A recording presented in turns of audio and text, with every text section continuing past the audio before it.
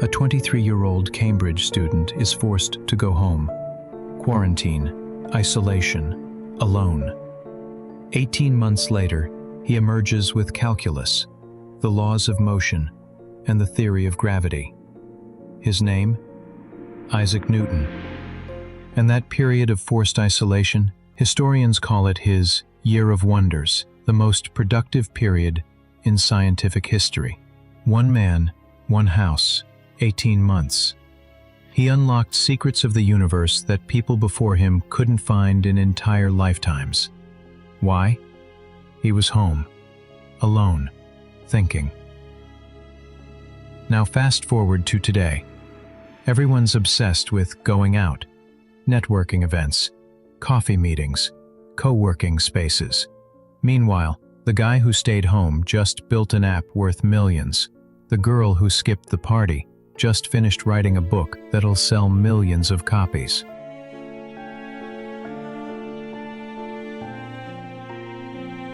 I'm going to show you why the people who stay home aren't missing out. They're winning. You'll see real examples of billionaires, geniuses, and world changers who built empires from their living rooms.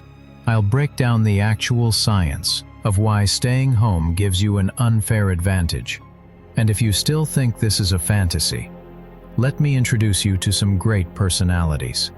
Bill Gates. Twice a year, he disappears completely. He calls it Think Week. 7 days alone in a cabin. He brings a bag full of papers, books, research, and he just reads, thinks, takes notes. Some of Microsoft's biggest strategic decisions came from Think Week. Billion-dollar decisions made in total isolation. Gates has said repeatedly, you need to take time away from the noise to think clearly about where you're going. J.K. Rowling was a broke, single mom on welfare, living in a tiny apartment in Edinburgh. She didn't have money to go out, couldn't afford to socialize, so she stayed home and wrote every single day. Sometimes she'd go to a cafe because her apartment was too cold. But even there, isolated, headphones in, not networking, just writing. She spent 5 years like this. 5 years of mostly staying home, being alone with her thoughts, building a world in her head. Everyone else in her life was out there living, going to parties, socializing, having fun. She was home, writing about a boy wizard. Today, Harry Potter is worth $25 billion. J.K. Rowling is worth $1 billion. Built entirely from staying home and creating. And there are many great examples like Warren Buffett, Jeff Bezos, Mark Zuckerberg, Elon Musk. Productivity skyrocketed for people who knew how to use isolation. Your attention is the most valuable resource you have, because attention is what creates value. Code, writing, design, strategy, thinking, analysis. All of it requires sustained attention. Now here's the problem. Every time you leave your house, your attention gets fragmented. Traffic, people, conversations, stimulation, noise. Researchers call this attention residue. When you switch contexts, part of your attention stays stuck on the previous thing. You leave a meeting and sit down to work, but 20% of your brain is still processing that meeting. You come home from a social event. Your brain is still replaying conversations, analyzing social dynamics, processing faces and voices. That residue makes deep work almost impossible. Cal Newport, a computer science professor, studied the most productive people in various fields. His finding? They all have one thing in common: long blocks of uninterrupted, deep work. 4 hours, 6 hours, sometimes 8 hours of pure focus on a single hard problem. You know where that happens? Home. Alone. No interruptions. You know where it doesn't happen? Coffee shops, co-working spaces, offices, social events. The math is brutal. If you can do 6 hours of deep work a day at home, and the average person does 2 hours of deep work between all their distractions, you're producing 3 times the output every single day. Over a year, you've done what takes others 3 years. Over a decade, you're not even competing in the same league anymore. Humans have limited energy. Socializing depletes energy.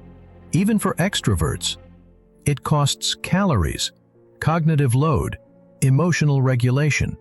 A study from the University of California found that after social interaction, people's cognitive performance drops by 15 to 30% for the next hour. That means every lunch meeting, coffee chat, or networking event is costing you mental horsepower. People who stay home conserve that energy. No social performance, no small talk, no managing impressions. That conserved energy gets channeled into productive work.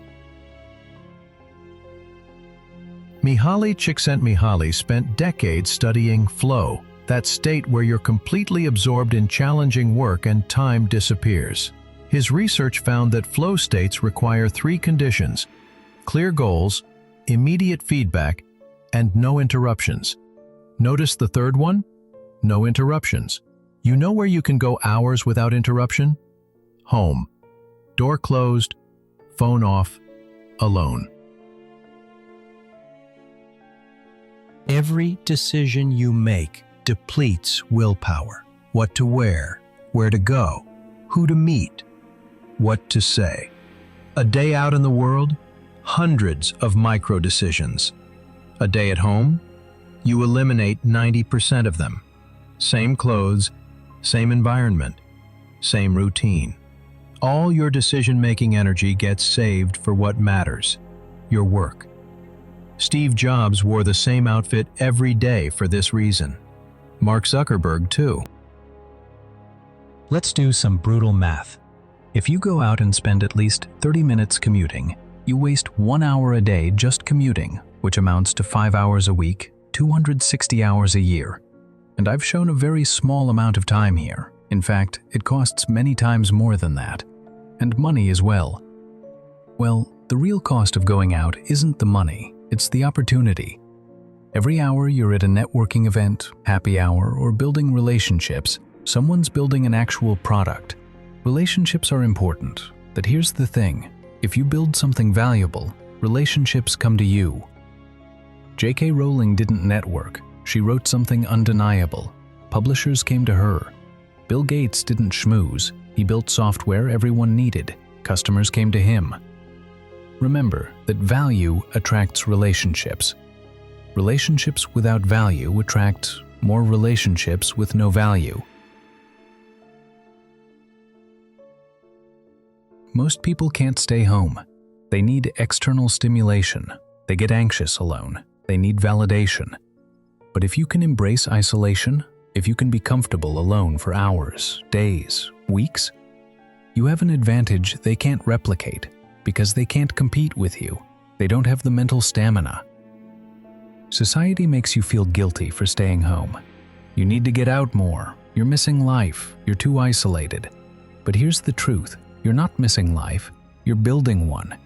While they're experiencing other people's lives, parties, events, venues, you're crafting your own. They're consuming. You're creating. They're spectators. You're the architect. Don't let people who haven't built anything tell you you're doing it wrong. And you don't have to be a complete recluse. This isn't about never leaving. It's about being strategic.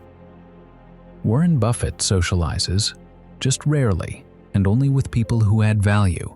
J.K. Rowling had friends. She just prioritized writing over socializing during her building phase. The key is intentionality. Every time you leave the house, you should know exactly why and what you're getting in return. If it's rest, genuine connection, or strategic relationship building, great. If it's just because you're supposed to or because you're bored, that's a leak.